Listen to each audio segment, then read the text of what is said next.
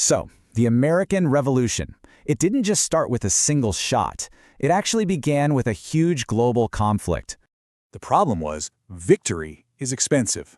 Britain was left with an absolute mountain of debt from that war. How much debt?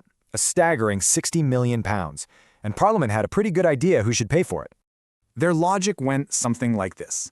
The war was fought to protect the American colonies, right?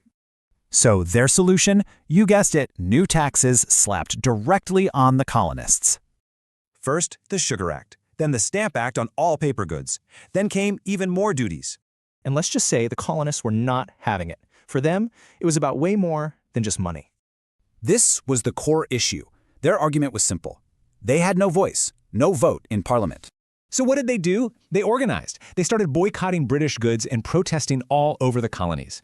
Things got really tense when Britain sent 1,000 troops to Boston just to keep control.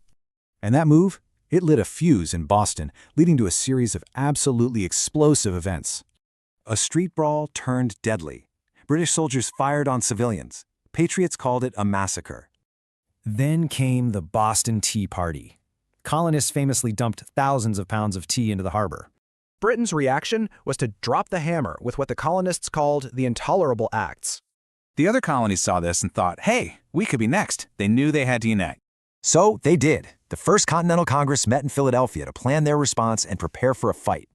It all came to a head when British troops marched to seize weapons, but local militiamen were waiting for them. At Lexington, an unknown shot was fired. This was it. The war for independence had officially begun. But here's the thing. At first, most colonists just wanted to repair things with Britain, not actually leave. But then a pamphlet called Common Sense came out, and it completely changed the game.